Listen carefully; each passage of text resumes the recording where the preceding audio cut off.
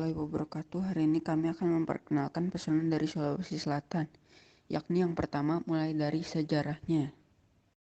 Pulau Sulawesi terbentuk akibat pertemuan tiga lempeng benua, yakni lempeng Eurasia, Pasifik, dan Indo-Australia dengan proses yang sangat lama.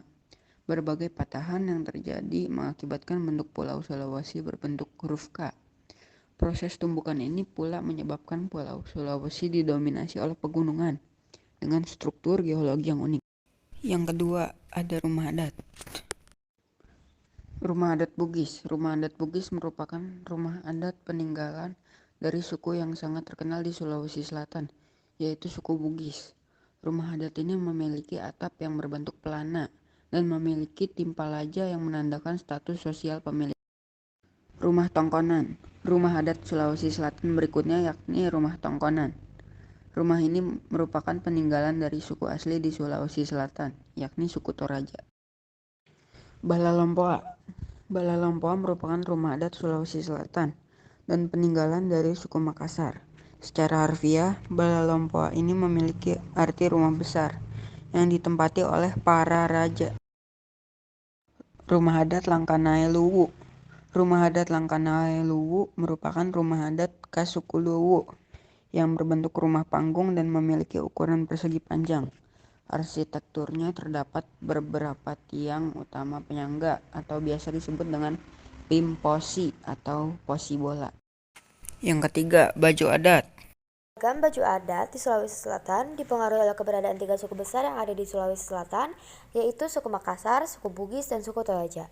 Masing-masing suku masih menjaga adat istiadat leluhur, salah satunya dengan menggunakan pakaian adat dalam berbagai acara resmi hingga pernikahan. Nama-nama pakaian adat Sulawesi Selatan sebagai berikut. 1. Baju bodo. Baju bodo adalah pakaian adat Sulawesi Selatan dari suku Bugis yang dikenakan oleh para wanita. Disebut menjadi salah satu pakaian adat tertua yang ada di dunia. Baju bodo ternyata sudah ada sejak abad ke-9. Ciri khas baju bodo sendiri adalah bentuk segi empat yang dipadukan dengan bagian lengan yang pendek. Baju bodo dengan warna hijau menandakan si pemakai baju berasal dari kalangan bangsawan. Baju bodo dengan warna putih menandakan si pemakai baju berasal dari kalangan dukun atau pembantu. Sedangkan baju bodo dengan warna jingga menandakan si pemakai baju memiliki usia 10 tahun. Adapun baju dengan warna merah menunjukkan jika pemakainya memiliki usia 17 tahun. 2. Baju belah dada adalah pakaian adat Sulawesi Selatan dari suku Makassar yang dikenakan oleh para pria.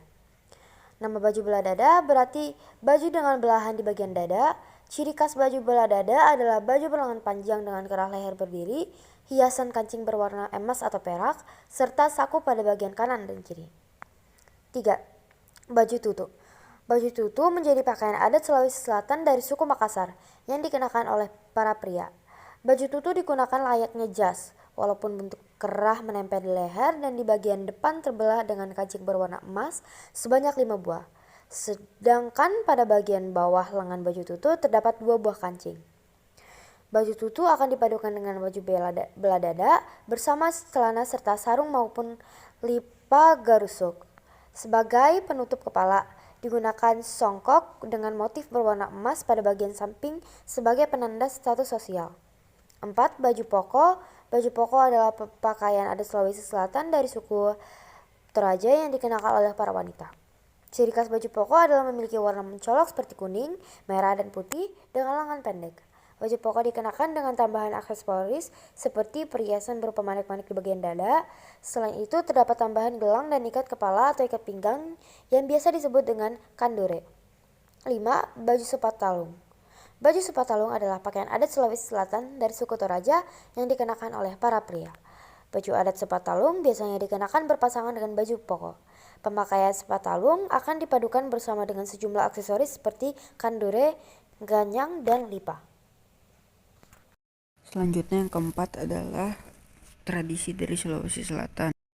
Sulawesi Selatan memiliki beragam adat istiadat yang masih dipegang teguh sampai saat ini. Beberapa upacara adat yang masih dipegang teguh oleh Sulawesi Selatan. 1. Manene. Manene merupakan upacara adat yang dilakukan masyarakat Toraja, Sulawesi Selatan. Upacara ini dilakukan sebagai wujud kecintaan terhadap leluhur yang sudah meninggal. Tradisi ini dilakukan dengan cara ziarah makam, lalu membuka peti jenazah dan mengganti pakaian para leluhur yang sudah meninggal. Setelah telah digantikan pakaian, jenazah akan dijemur selama beberapa waktu sebelum akhirnya dimasukkan kembali ke dalam peti. Tradisi ini bertujuan untuk menghargai serta mengingat kembali leluhur yang sudah meninggal dunia. 2. Rambut tuka. Upacara adat ini dilakukan sebagai bentuk rasa syukur dan sukacita. Biasanya, rambut tuka dilakukan sebagai peringatan pasca penggantian atap tongkonan, pernikahan, atau syukuran sehabis panen. Upacara ini dihadiri oleh seluruh keturunan silsilah keluarga. 3. Rambu Solo. Upacara adat Rambu Solo punya makna dan cara yang sangat berbeda. Rambu Solo merupakan upacara pemakaman sekaligus penghormatan terakhir terhadap seseorang yang sudah meninggal. Uniknya, upacara ini diadakan ketika matahari terbenam, karena rambu Solo berarti aluk atau keyakinan, dan rambu yang berarti asap atau sinar dan turun, kato boko. Upacara ini digelar setiap tahun sebagai ungkapan rasa syukur ketika masa panen tiba. Upacara ini dilakukan dengan cara pergi bersama-sama menuju sawah adat, atau yang biasanya disebut dengan Toranu. Masyarakat akan berjalan beriringan dengan memakai pakaian adat Bugis Makassar. Hasil panen yang sudah didapat kemudian diikat, dihias, dan diarak. Jika hasil panen sudah terkumpul, akan dilakukan upacara adat yang dipimpin oleh seseorang pemangku adat. 5. Acara Kalompong. Upacara adat satu ini dilakukan setiap hari raya Idul Adha selama 2 hari berturut-turut. Acara Kalompong bertujuan sebagai persembahan untuk kerajaan Goa. Prosesi ini dimulai dengan pemotongan kerbau, berjanji, dan pemanggilan para leluhur di hari pertama. Kemudian dilanjutkan dengan pengambilan air di sumur tua yang terletak di Katangka, Goa. Air tersebut kemudian akan diarak masyarakat dengan menggunakan pakaian adat. Yang kelima, alat musik dari Sulawesi Selatan. Talindo atau Tulindo merupakan alat musik tradisional Sulawesi Selatan yang berasal dari Toraja. Alat musik tergolong cukup unik karena bentuknya yang menyerupai tanduk sapi atau kerbau yang bertumpu pada tempurung kelapa. Alat musik Talindo ini terbuat dari kayu solid, senar, dan tempurung kelapa. Alat musik tradisional Sulawesi Selatan ini hanya memiliki satu senar saja, di mana restornya terbuat dari tempurung kelapa. Gesok merupakan alat musik tradisional Sulawesi Selatan yang dimainkan dengan cara digesek. Alat musik ini hanya memiliki 2 dawai. Alat musik tradisional Sulawesi Selatan ini juga biasa disebut keso-keso. Ini terbuat dari kayu dan kulit binatang bentuk menyerupai jantung atau daun keladi yang melengkapi dengan tongkat gesek. Gosok umumnya dimainkan untuk mengirimkan syair-syair lirik menghiasi tentang sejarah masa lalu yang berisi tentang petua nasihat dahulu. Alat musik ini dimainkan secara terbatas untuk kalangan keluarga saja, namun saat ini menjadikan permainan musik rakyat.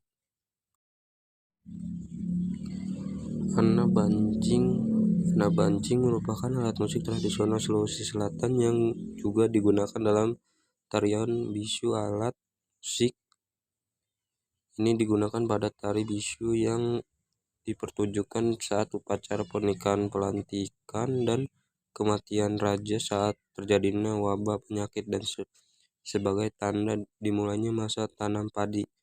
Alat musik ini terbuat dari besi berbentuk seperti anak panah runcing pada kedua ujungnya. Yang keenam, agama mayoritas di Sulawesi Selatan. Telentang adalah sebuah kepercayaan yang dianut mayoritas di beberapa wilayah dalam Provinsi Sulawesi Selatan, terutama di Kabupaten Sindreng Rampang, atau yang biasa disingkat dan dikenal dengan Kabupaten Sindrap. Sekitar 500 warga di wilayah Amparita, Kabupaten Sindrap menganut kepercayaan yang sudah turun-temurun. Sekian dari kelompok kami, terima kasih.